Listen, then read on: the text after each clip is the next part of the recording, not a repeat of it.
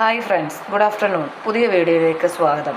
ഇന്ന് ഞങ്ങളുടെ ഉച്ചയ്ക്കത്തെ ലഞ്ചാണ് ഞാൻ തയ്യാറാക്കാൻ പോകുന്നത്. ഒരു ഗ്ലാസ് അരിക്ക് എഗ് ഫ്രൈഡ് റൈസാണ് ഉണ്ടാക്കുന്നത്. 2 ക്യാരറ്റ്, കുറച്ച് ബീൻസ്, ഹാഫ് ക്യാപ്സിക്കം, പിന്നെ ഇഞ്ചിയും വെളുത്തുള്ളിയും ചതച്ച് ചേർക്കാൻ വേണ്ടിയാണ്. പിന്നെ ഒരു ലെമണ് നമുക്ക് അരി പറ്റിച്ചെടുക്കാനാണ്. പിന്നെ എഗ്ഗ് ആവശ്യത്തിനുള്ള നമുക്ക് 1, 2, 3 എഗ്ഗ് യൂസ് ചെയ്യാം. ഞാൻ 3 എഗ്ഗ് യൂസ് ചെയ്യുന്നുണ്ട്. ഇത് നമുക്ക് വെജിറ്റബിൾസ് എല്ലാം ഇനി നല്ലപോലെ കഴുകി അരിഞ്ഞ് ഞാൻ കാണിക്കുന്നതായിരിക്കും. ഓക്കെ, ഞാൻ വെജിറ്റബിൾസ് എല്ലാം നല്ലതായിട്ട് ഉപ്പിട്ട് നല്ല വെള്ളത്തിൽ വെച്ചിട്ടുണ്ട്. ഒരു 10-15 മിനിറ്റ് കഴിയുമ്പോൾ നമുക്കിത് അരിഞ്ഞ് വഴറ്റാവുന്നതാണ്. നല്ലതായിട്ട് പച്ചക്കറികളെല്ലാം കഴുകിയാലല്ലേ വിഷാംശമെല്ലാം പോകത്തുള്ളൂ. കുറച്ച് നേരം വെള്ളത്തിൽ അല്ലെങ്കിൽ ഉപ്പിലോ മഞ്ഞൾപ്പൊടിയിലോ ഇട്ട് വെക്കേണ്ടതാണ്. നമ്മൾ വാങ്ങുന്ന പച്ചക്കറികളാകുമ്പോൾ സൂക്ഷിച്ച് ചെയ്യണം. ഓക്കെ, നമുക്കിനി ഇത് അരിഞ്ഞ് വഴറ്റാം. അപ്പം ഞാൻ പാൻ കത്തിച്ച് ചൂടാക്കിക്കൊണ്ടിരിക്കുകയാണ്. അരി കഴുകി നമ്മൾ വെച്ചിട്ടുണ്ട്. ഇനി നമുക്ക് അരി പറ്റിച്ചെടുക്കാം. ഞാൻ ബിരിയാണിക്കും ഒക്കെ ആണെങ്കിലും അരി പറ്റിച്ചാണ് എടുക്കുന്നത്.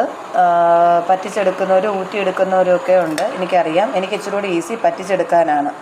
നെയ്യ് ഒഴിച്ചു. ഇനി നമുക്ക് പട്ടയും അതിൻ്റെ ഉള്ള ലീഫും പട്ടയും ഗ്രാമ്പും ഏലക്കായൊക്കെ ഇടാം. ഓക്കെ, നമുക്കിനി ഇത് നല്ലതായിട്ട് വഴറ്റാം.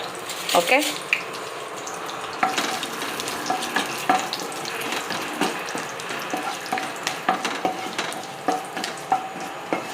ഇതൊന്ന് മണം വരുമ്പോഴത്തേക്ക് നമുക്ക് അരിയിട്ട് നല്ലപോലെ ഒന്ന് ഡ്രൈ ആക്കാം. അത് കഴിഞ്ഞ് നാരങ്ങാനീര് പിഴിഞ്ഞ് ആവശ്യത്തിന് 1 ഗ്ലാസ് അരിക്ക് 2 ഗ്ലാസ് വെള്ളം, ആ കണക്കിലാണ് പറ്റിച്ചെടുക്കുന്നത്. അത് നമുക്കെല്ലാവർക്കും അറിയാം, എന്നാലും ഞാൻ പറഞ്ഞതന്നേ ഉള്ളൂ. ഇനി ഇത് നമുക്ക് അരിയും ഇട്ട് വെള്ളവും ഒഴിച്ച് പറ്റിച്ചെടുത്ത് ഞാൻ കാണിക്കാം. ഞാൻ അരി നെയ്യ് ഒഴിച്ചാണ് വഴറ്റുന്നത്. നെയ്യ് ഒഴിച്ചാണ് പട്ടയും ഗ്രാമ്പും ഏലക്കായും ഒക്കെ ചൂടായി വഴന്നത്. ഇത് നെയ്യ് ഒഴിച്ചിട്ടാണ് അരി വഴറ്റുക. അരി ഒന്ന് ഡ്രൈ ആയി. ഇനി ആവശ്യത്തിനനുസരിച്ച് വെള്ളവും നാരങ്ങാനീരും ഒഴിച്ച് ഉപ്പും ഒഴിച്ച് നമുക്ക് പറ്റിച്ചെടുക്കാം. നല്ലതായിട്ട് തിളച്ച് വരുന്നുണ്ട്. നെയ്യൊക്കെ നല്ലതായിട്ട് കിടപ്പുണ്ട്. നെയ്യൊക്കെ ചേർത്താണ് ഞാൻ ഇത് പറ്റിച്ചെടുക്കുന്നത്. ഞാനാണെങ്കിൽ ഇന്ത്യൻ ഗേറ്റിൻ്റെ അരിയാണ് യൂസ് ചെയ്യുന്നത്. ഇവിടെ വലിയ അരിയാണ് എല്ലാവർക്കും ഇഷ്ടം, അതുകൊണ്ടാണ് അത് വാങ്ങിക്കുന്നത് ഞങ്ങൾ. ഇനി നമുക്ക് വെജിറ്റബിൾസ് അരിഞ്ഞെടുക്കാവുന്നതാണ്. ഞാൻ വെജിറ്റബിൾസ് ഇനിയും അരിയാൻ പോവുക. ഹായ് ഫ്രണ്ട്സ്, അങ്ങനെ ഞാൻ വെജിറ്റബിൾ എല്ലാം അരിഞ്ഞു വഴറ്റിക്കൊണ്ടിരിക്കുകയാണ്. ഒന്ന് ആവി കയറ്റി ഇപ്പോൾ പെപ്പറൊക്കെ ഇട്ട് വെളിച്ചെണ്ണയിലോ നെയ്യിലോ നമുക്ക് വഴറ്റിയെടുക്കാം. ഞാൻ വെളിച്ചെണ്ണയിലാണ് വഴറ്റുന്നത്. ഓക്കെ, അങ്ങനെ ഇപ്പോൾ നമുക്കിത് വഴറ്റിയെടുക്കാം.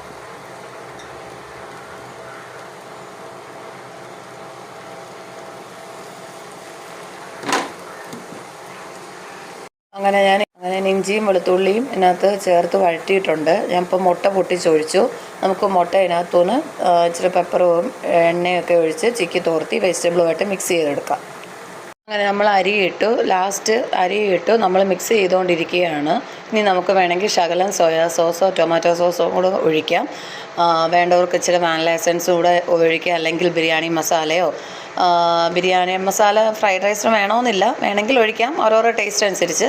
പിന്നെ കാഷ്യൂ ഒക്കെ വറുത്തിട്ട് നമുക്ക് തൈരോ പപ്പടമോ ഒക്കെ കൂട്ടി കഴിക്കാം.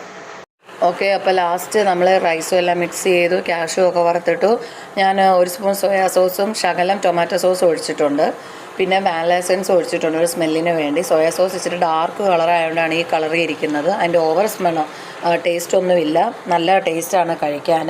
നല്ല നെയ്യുടെയും കാഷ്യൂവിൻ്റെയും ഒക്കെ നെയ്യ് വറുത്ത കാഷ്യൂ നല്ലത് നെയ്യ് ഒഴിച്ചതിൻ്റെ മണവും നല്ല ടേസ്റ്റാണ് കഴിക്കാൻ. നമുക്ക് പിക്കിളോ തൈരും പപ്പടവും ഒക്കെ കൂട്ടി കഴിക്കാം. മക്കൾക്കൊക്കെ കൊടുക്കാൻ ഏറ്റവും നല്ലൊരു ഡിഷാണിത്. ഓക്കെ, ഞങ്ങളുടെ ചാനൽ സബ്സ്ക്രൈബ് ചെയ്യുക, ലൈക്ക് ചെയ്യുക. അപ്പോൾ ഞങ്ങളുടെ നോട്ടിഫിക്കേഷൻ പുതിയതായിട്ടുള്ളത് വരുന്നതായിരിക്കും. ഞങ്ങളെ സപ്പോർട്ട് ചെയ്യുക. നിങ്ങളുടെ സപ്പോർട്ടാണ് ഞങ്ങളെ മുന്നോട്ട് കൊണ്ടുപോകാൻ പറ്റത്തുള്ളൂ. Okay then bye, see you. അടുത്തൊരു വീഡിയോ ആയിട്ട് വരുന്നതായിരിക്കും.